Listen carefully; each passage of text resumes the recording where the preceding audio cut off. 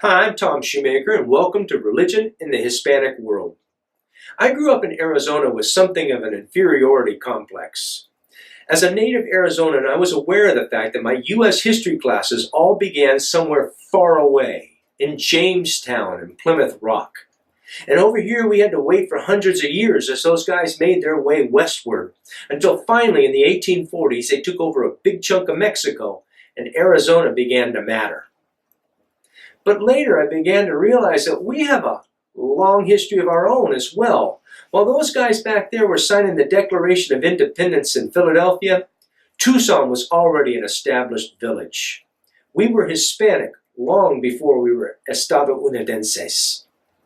When the Easterners arrived with their culture, it blended with the Hispanic culture that was here. And out of that mix came something new, something unique.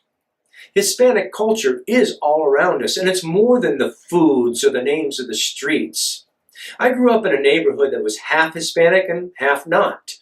My friends included people like David Martinez and Jaime Garcia and Arnold Maldonado. I went to Valencia and Granada and Alhambra schools. My first failed class in school was Spanish. Que lástima.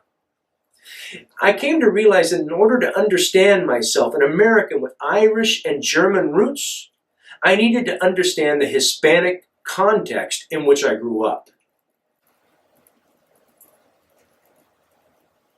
Hispanic reaches way back. It's not simply Mexican. For thousands of years, layer upon layer had been added in from the Phoenicians and the Celts who first occupied the peninsula that we now think of as Spain and Portugal, to the Romans and the Jews and the Christians and the Muslims who followed in wave after wave. And even more layers were added when there was the encounter between them and the Aztec and the Maya and the Zapotec and the Pueblo peoples, and the West African people who were sold into slavery in the markets of New Spain. None of this is so simple or straightforward, but it does make for an incredible course. Our course is divided into 8 modules, and the first of them is Getting Started, an orientation module. And there I have an orientation video for you that'll take you through that module step by step to show you how the course is done. I think of it as show and tell. How much time will you need for this course? Well, if you're looking for a C, you can get by with 2 or 3 hours a week. But if you're looking for an A, you might want to think in terms of 4 to 6 hours a week. You don't have to work every day, but you probably shouldn't try saving it all up for the last day of the module, because then you'll end up spending like 10 hours in one day in an online class, and who wants to do that? And there goes any fun you could have had with it. And fun is key. I designed this course to be playful and adventurous. I want you to have a silly good time learning. Oh, and una cosa más. I've scattered some Spanish phrases around, sort of like the geraniums that brighten up the streets of Granada and Cordova in Spain. But don't worry about that. If all the Spanish you know is tortilla, you're not going to have a problem. Spanish is not a requirement for the course.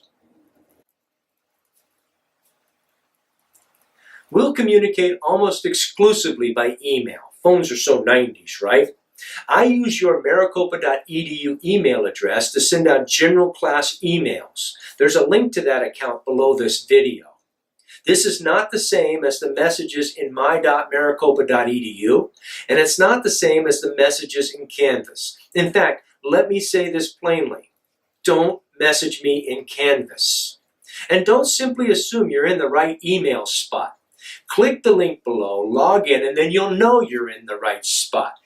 You can set up your student Gmail account to auto-forward to any personal account you want. There is a link below with instructions for that. So, BBFN.